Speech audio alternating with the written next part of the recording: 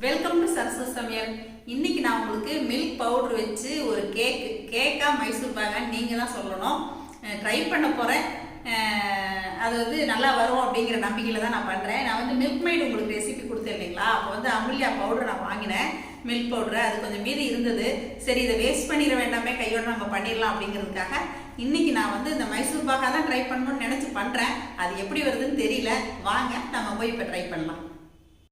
நம்ம இன்றைக்கி செய்ய போகிற மில்க் பவுடர் ரெசிபிக்கு தேவையான பொருட்கள் பார்த்துடலாங்க. மில்க் பவுடர் 1 கப், சர்க்கரை 1½ கப்,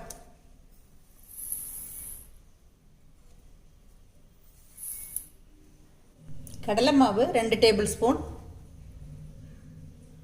பேக்கிங் பவுடர் 1/4 டீஸ்பூன். இப்போ நம்ம இதை நல்லா மிக்ஸ் பண்ணி விட்டுக்கலாம்.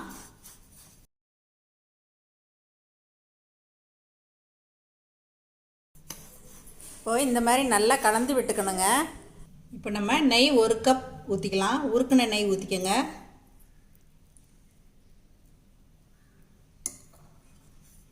நல்லா கலந்துக்கலாம்.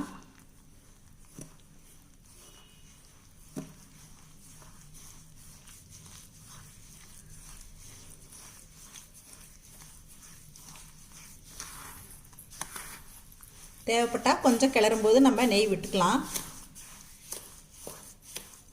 இப்போ இதில் 3/4 கப் தண்ணி எடுத்து வச்சுருக்கேங்க. 3/4 கப் தண்ணி சேர்த்துக்கிறேன்.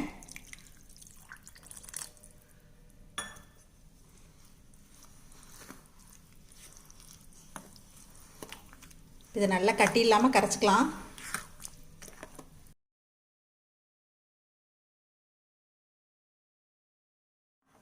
பாருங்கள், இதை நல்லா கலக்கியாச்சு.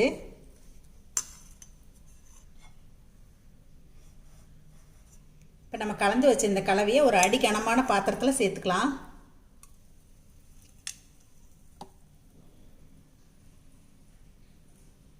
இப்போ நம்ம இதை அடுப்பில் ஏற்றிடலாம்.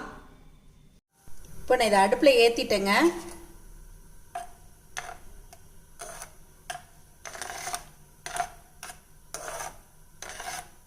கொஞ்சம் கொதிக்க ஆரம்பித்த உடனே நம்ம கைவிடாமல் கிளறிட்டே இருக்கணும். இப்போது லேசாக கொதிக்க ஆரம்பிச்சிருச்சுங்க. நான் கைவிடாமல் கிளறிட்டே இருக்கேன். இது பதம் வர்ற வரைக்கும் நம்ம கிளறிட்டே தான் இருக்கணும். இல்லைன்னா ஓரத்தில் பாத்திரத்துல எல்லாம் பிடிச்சிரும். அதனால் நம்ம கைவிடாமல் கிளறணுங்க.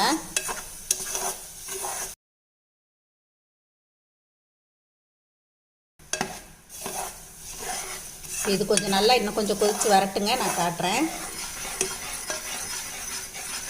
அடுப்பை இப்போ மிதமான தீயிலே வச்சுக்கலாம்.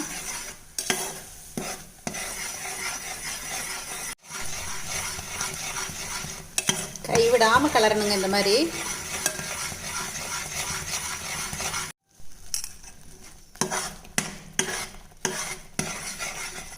நான் இப்போ ஒரு 2 டேபிள் ஸ்பூன் மட்டும் நெய் விடுறேங்க.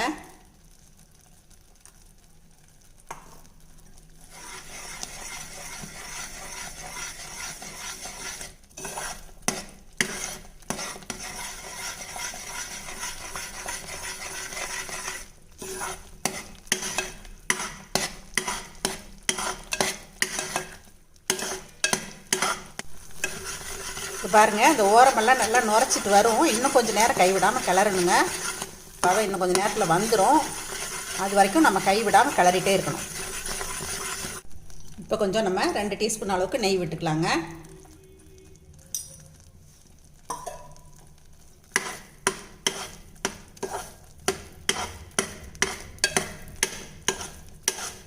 இந்த ஓரத்துல எல்லாம் பிடிச்சிருந்துச்சுன்னா அதை அப்படியே விட்டுருங்க. அதையும் பிரட்டினீங்கன்னா கருகல் வந்துடும். இந்த மாதிரி வேற ஒரு கரண்டி வச்சுட்டு அதை எடுத்துருங்க.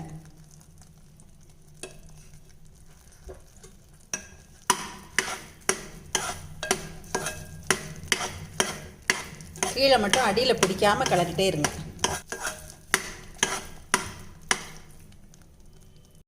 பதம் வர ஆரம்பிக்கும் போது நம்ம கிளறதுக்கே கொஞ்சம் கஷ்டமாக இருக்குங்க. கொஞ்சம் ஷோல்டர்லாம் வலிக்கிற மாதிரி இருக்கும். அப்போ நமக்கு பதம் வர ஆரம்பிச்சிருச்சு அப்படின்னு அர்த்தம்.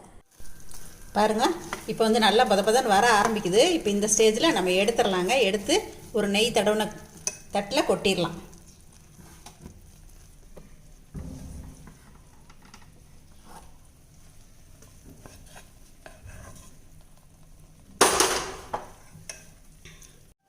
இப்போது நான் ஆல்ரெடி நெய் தடவி வச்சுருந்தேங்க இந்த தட்டில். இப்போ இந்த தட்டுக்கு மாற்றிட்டேன். இப்போ பாருங்கள், மாற்றின உடனே இந்த மாதிரி ஒரு ஸ்பூன் வச்சுட்டு கொஞ்சம் மட்டம் பண்ணி விட்டுருங்க. இந்த மாதிரி தேய்ச்சி விட்டுருங்க. கொஞ்சம் வெடிப்பு இல்லாமல் நல்லா வரும் பீஸ் போடுறதுக்கு. இது நல்லா ஆறணுங்க. கொஞ்சம் ஆறுனதுக்கப்புறமா தான் நம்ம பீஸ் போட முடியும். கொஞ்சம் ஆறட்டுங்க, பார்க்கலாம்.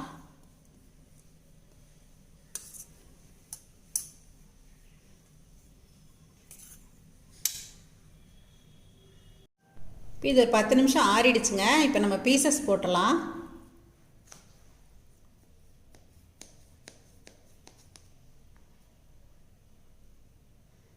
நமக்கு எந்த சைஸ்க்கு வேணுமோ அந்த சைஸ்க்கு நம்ம பீஸ் போட்டுக்கலாம்.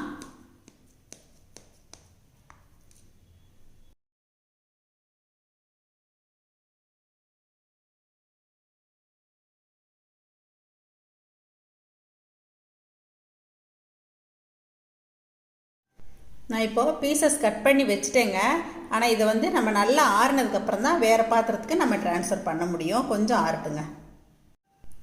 இப்போ நம்ம மறுபடியும் கத்தியால் கொஞ்சம் கொஞ்சமாக நகட்டி நம்ம பீசஸ் எல்லாத்தையும் பிளேட்லேருந்து எடுத்துடலாங்க. பாருங்கள், நல்லா எடுக்க வரும். இந்த மாதிரி எல்லாத்தையும் எடுத்து நம்ம வேற ஒரு பாக்ஸில் வச்சுக்கலாங்க. பாருங்கள், பீசஸ்லாம் அருமையாக வந்திருக்குங்க. ரொம்பவே நீட்டாக வந்திருக்கு. கொஞ்சம் கூட வேஸ்ட் ஆகலைங்க, உதிரலை. இவ்வளோதான் உடஞ்ச பீஸ் அப்படின்னு பார்த்தீங்கன்னா இதுதான், இவ்வளோதான் ஆச்சு. மற்றபடி எல்லாமே நல்லா நீட்டாக எடுக்க வந்துச்சுங்க. நல்லா சாஃப்டாகவும் இருக்குங்க. சாப்பிட்றதுக்கும் நல்லா சாஃப்டாக நல்லா இருந்துச்சு. ஒரு மாதிரி வதக்குன்னு இல்லை, ரொம்ப இதாகவும் இல்லை. சாப்பிட்றதுக்கு சாஃப்டாக சூப்பராக இருக்குதுங்க. இந்த ரெசிபி வந்து எனக்கு யாருமே சொல்லி கொடுக்கலங்க. நானே தான் வந்து சரி மில்க் பவுடர் வீட்டில் இருந்துச்சு, சரி ட்ரை பண்ணி பார்க்கலாமே, மைசூர் பாகு பக்குவத்துக்கு ட்ரை பண்ணலான்னு பண்ணேன். ஆனால் அது வந்து ஒரு கேக் மாதிரி வந்திருக்கு. இருந்தாலும் நல்லா இருக்குங்க. இது மைசூர் பாகா கேக்கான்னு எனக்கு சொல்ல தெரியல. 2 in 1 வச்சுக்கலாம் நம்ம. எங்கள் பொண்ணு கடைசியில் பர்ஃபின்னு பேர் வைங்கம்மான்னு சொல்லிட்டு போயிட்டாங்க. இன்றைக்கி நான் ட்ரை பண்ண இந்த ஸ்வீட்டு ஓகேவாக வந்திருக்குங்க. கண்டிப்பாக உங்களுக்கும் காட்டலாம் அப்படிங்கிறதுனால தான் சரின்னு எடுத்துட்டேன். இப்போ பாருங்கள், இது வந்து நான் இப்போ பிச்சு காட்டுறேன். நல்லா சாஃப்டாக வந்திருக்குங்க. சாப்பிட்றதுக்குமே நல்லா சாஃப்டாக இருந்தது.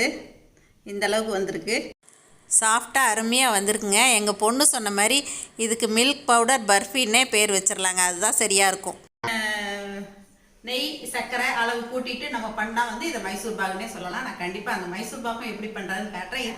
சூப்பராக வந்திருக்கு. கண்டிப்பாக நீங்களும் இது மாதிரி ட்ரை பண்ணி பாருங்கள். இதை பார்த்துட்டு உங்களோட ஃபீட்பேக் சொல்லுங்கள், ஷேர் பண்ணுங்கள், சப்ஸ்கிரைப் பண்ணுங்கள். தேங்க்யூ. சரசு சமையல் பாருங்கள், சமையல் நல்லா பண்ணுங்கள்.